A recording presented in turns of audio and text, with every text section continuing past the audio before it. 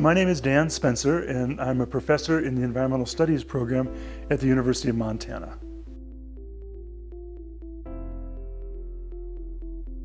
The relationship between humans and the environment. This is an ancient relationships because human beings have co-evolved with very different environments all over the world. In some ways, human beings are probably the most adaptable species on the planet. We can live every place from the tropics in Africa savanna, where we first evolved, all the way to the Arctic and where the Inuit people live. We live in mountain terrains, we live on the prairie, we live in tropical rainforests, so all over the world. And the key thing about that is humans have always adapted their culture to the environment in which they live. And it makes sense because they depend on the environment for food, for shelter, for clothing, all the different things we need to live there. One of the things that has changed in the last couple hundred years has because with the rise of the Industrial Revolution, and particularly using fossil fuels, we now don't have to be as immediately involved in our environment. We've got other ways to live, at least in the short term. But the problem, of course, is some of those ways we're living end up damaging the environment. And long term, that can cause us real problems. So what I would say about the relationship between humans and the environment today, our task is to kind of readapt ourselves to the environments in which we live. And that means adapting our societies, adapting our cultures, adapting our ways of living to the environmental constraints. I'll give you one example here. Here in Montana, we live in ecosystems that have evolved through fire. Right, fire-adapted ecosystems. One of the real challenges we have today is that many of us want to live right in the forest. We want to live right on the edge of the wilderness. And those are beautiful places to live, but those forests are places that are also going to burn from time to time. So how do we think about adapting our way of living so we both can live where we want to, but we recognize the environment or the ecosystem constraints? So we don't build in a flood zone, for example, where the river's going to flood, or we don't build in an area that we know is going to burn, like what's happening in California right now with all the wildfires burning in California. So we have to rethink this relationship between humans and the environment, and I would say find ways to be better adapted to the environment around us. So the question of ethics. Ethics is always a really interesting thing to talk to people about because most of us have kind of an intuitive sense about it. If I ask people what is ethics, people say, well, it's right or wrong, or it's doing good, things like that. And those are good answers to get started with. Ethics ultimately has to do with what we value and how we express what we value in two different ways, both in how it shapes our actions, so are we acting in good, appropriate ways, but also how it shapes our character, who we are as a people or who you are as an individual. So you want to be somebody who is honest. You want to be somebody who is compassionate. You want to be somebody who has integrity in her actions, kind of thing. But we also want to make sure our actions reflect that there.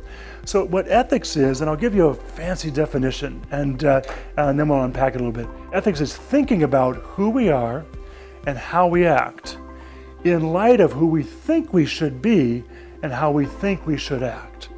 And so where do we get the messages about who we should be or how we should act? For most of us, it comes initially from our parents. Our parents are constantly telling us, act this way, don't act this way, I expect you to be a good person, I expect you to be honest. So we learn about those things in our families. Our families also usually reflect that what the broader culture thinks about ethics. For some people, that's religiously influenced. So for example, for many communities, the Bible is a really important influence, or the Quran for Muslim people shapes that sense of who we are and how we act. But for other people, it may be being a patriot in your country there. So you're shaped by the values that have shaped us. Independence, respect for hard work, those kinds of things there. And so what ethics does is try to sort of help us think thoughtfully about those issues so that when we encounter new situations, we have some kind of guidelines for how to act in those situations. The field of environmental ethics is a relatively new field in terms of human history.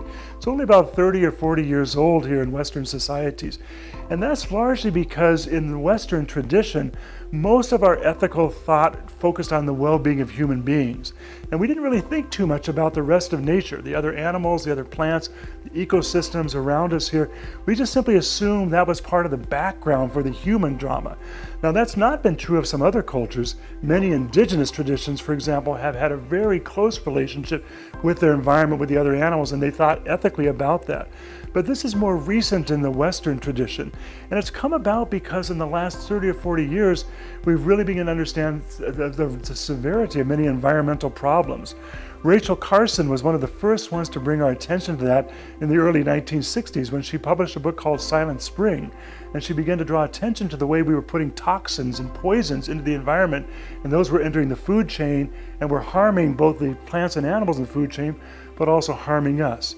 And then during the 1960s, we had things like our rivers were catching fire because there were so many pollutants in them. So we started to think about how do we live well in our environment? And one of the ways to think about that is what do we need to have a healthy environment for healthy humans? But some people begin to move beyond that and say, well, wait a second, don't those other things in the environment, the plants and the animals, don't they have value for their own sake? And so this is where we started thinking about the realm of environmental ethics, trying to think about what are the responsibilities or the duties we have to the other things around us that we value and that have value for their own sake, and how do those reshape our behaviors on that. And so this, I think, is a relationship between ethics and the environment, having to think about our actions and how they affect the broader environment and the other plants and animals in that environmental community. Policy is the way that we oftentimes try to implement the laws we have in our society. So the way things work oftentimes is that Congress will pass laws. They might pass a law called the Clean Air Act that says we have a right to clean air, or the Clean Water Act. But those laws are generally pretty broad, and what they do is they give responsibility to the government agencies for figuring out how to implement those. And the government agencies do that by creating policies that best reflect the laws, and they begin to implement them in our society. So they might set the standards about how much air pollution a car can produce, or how much wastewater can go into a river system from a factory, and they set the policies on that. Now, what's the relation between ethics? Ethics tells us what our values are in society, and we hope that our laws reflect those values. That is, the way our laws function is to try to implement the values that we hold. So, for example, we value life, and therefore you're not allowed to take somebody else's life through murder, things like that. So we have laws against those kind of activities there. In the same way that we now have environmental concerns, we value clean water, clean air, other plants and animals. And so we take those values and we put them into laws. And then we take those laws and try to figure out how to implement them into society. And we do that through developing policies that help us understand that. One of the things that human beings have always had to deal with is environments are always changing. And so human adaptation environments has always had to deal with that here.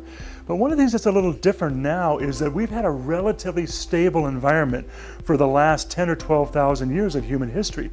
And we've been lucky about that because things like our agriculture and things have been developed in a pretty stable environment. Now our environment is changing pretty quickly due to things like climate change.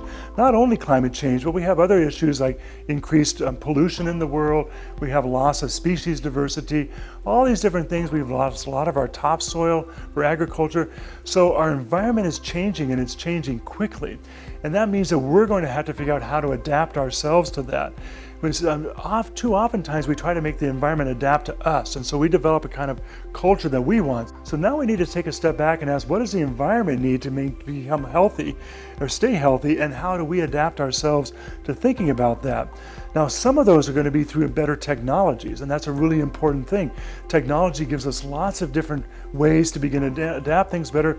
We have better scientific monitoring instance, for example, or we may need to develop some technology to help us address pollution and fossil fuel emissions. But I think equally important with changing the technology is also changing the way that we live. And again, taking a step back and saying, how do we change our behaviors and adapt there? So let me just give you a couple examples here. Here in Missoula, we have a whole group of people who are dedicated to helping us build a sustainable transportation network. So we've increased our bicycle paths. We have a bus system where there's no charge to use the bus. And so we're putting in place lots of different ways where we can change our lifestyle to adapt to a changing environment, changing climate. So we're both adapting ourselves to that, and we're also changing our behaviors that are contributing to that changing climate. We have to be constantly thinking about how do we better adapt ourselves so we're, one, not causing more climate change, and two, figuring out how to live well in the midst of a changing climate. If you're interested and you're a high school student and you want to learn more about this, fortunately, you live in the age of information access. There's so much good information out there, and I'm going to talk about several different ways you can do that. One, of course, is the internet. We have lots and lots of available information on the internet now, and so if you just simply start searching on the internet for the topics that are of interest to you, if, for example, you're interested about ethical adaptation to climate change, put that into Google, ethical adaptation to climate change. It'll bring up lots and lots of good websites. I think the key thing here is find out what's available locally, get yourself involved, then take advantage of those resources on the internet, inform yourself on that, but make a difference where you can locally, and it's also the most fun.